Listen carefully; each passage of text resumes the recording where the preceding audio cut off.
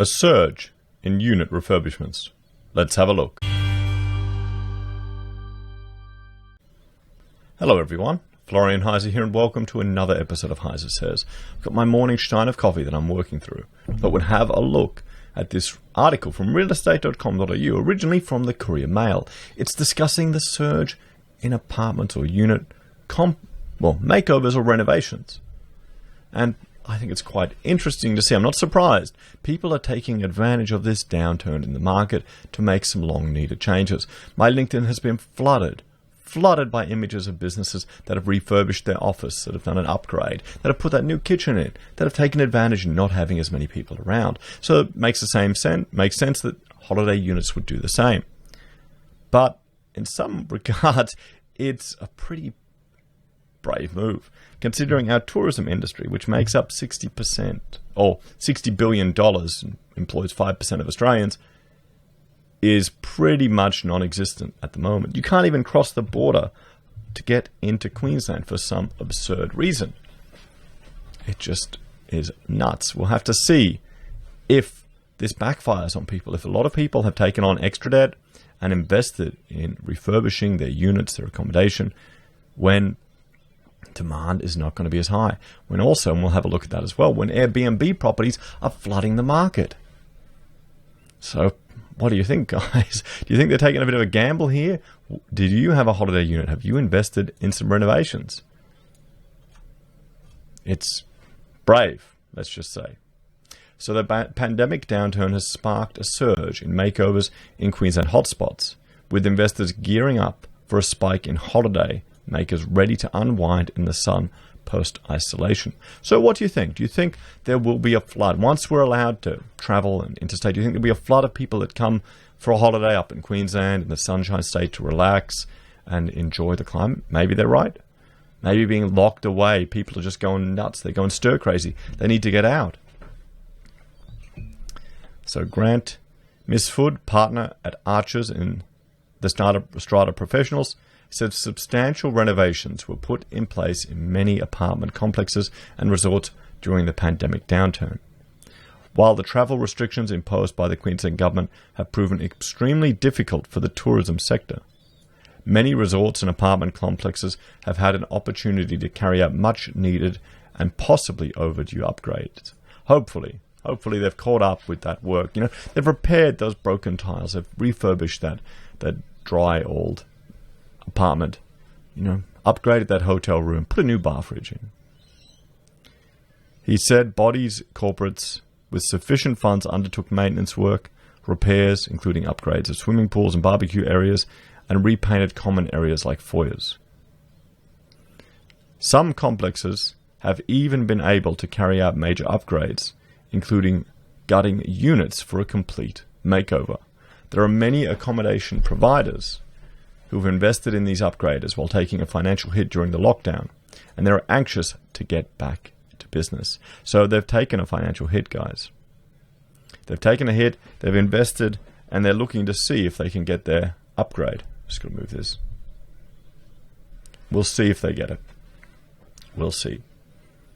He said Queensland's tourism sector was expecting strong demand from people who had been restricted to their own state during the lockdown. There are sure to be many thousands of Queenslanders keen to take a winter break, particularly with school holidays approaching. They could be right. They could be right. But here's another thing. This is an article that was published a while ago that I think we need to look at again. So leap in furnished rentals hints at short stay industry pain. So the flood in Airbnb properties onto the long-term rental market. It's affected the value of investment properties. It's affected the demand for holiday accommodation. So you've got an industry that's now taking advantage of this lull to invest substantially in capex expenditure into their properties. You'd think capex. And we're now seeing, or we have seen, a huge flood on the market. Let's have a look at this again. So a staggering rise in furnished rental listings suggested short-stay hosts are desperately seeking long-term tenants as the pandemic travel restrictions wipe out holidaymakers. There were 54% more furnished properties listed nationally on realestate.com.au this week compared to last week, a 152% increase on the week before. Tasmania had a mammoth 536% rise on furnished rentals compared to 3 weeks ago, with a variance of 170% from last week. 536% rise. Do you think the large number of these that haven't been rented, do you think they'll flip back to holiday once restrictions ease? Do you think there'll be a rush back into Airbnb? The ACT had the second highest upswing, 533% more than 3 weeks ago and 111 higher than last week.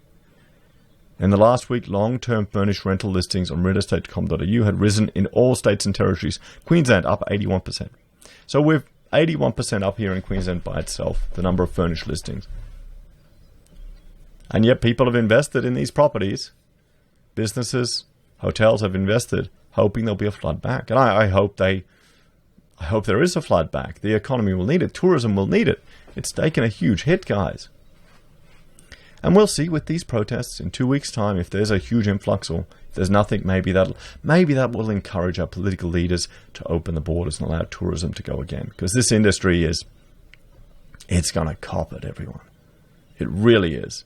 If they have any hope of removing JobKeeper, they need to open the borders. They need to allow tourism. They need to allow economic activity.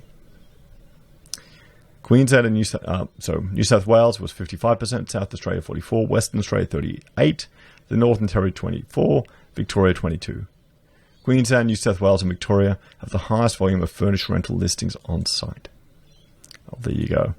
There you go. All up the East Coast, all holiday stays. We're starting to see an increase in rental listings, partly because a lot of short-term are transitioning to long-term, said realestate.com.au. Nerida Kunisby. The rise in rental listings is coupled with an uptick in share accommodation activity on flatmates.com.au, she said, as young renters affected by job losses seek alternative arrangements. Executive manager on flatmates.com.au, Steve Caddy, said there'd been a 17.7% increase in properties listed on site this week compared with the first week of March. So not only, we're seeing properties appear that are fully furnished, and you've got to wonder how long they'll last fully furnished. Often they'll put it up fully furnished, see if they'll get a bite, they'll wait, they'll pull it off. Then you also have people are downsizing. They're moving in with their parents. They're moving in to shared accommodation to save costs. So then you have more potential properties there that people might try and take it off the long-term market and put it on the short-term market if they can't get any tenants. So, I mean, this is definitely interesting to watch. The tourism industry is just going to cop it. The accommodation industry, unit refurbishments, body corporates are investing in these things. Hopefully, it's just taking advantage of the reduced public attendance at their venues so they can refurbish it.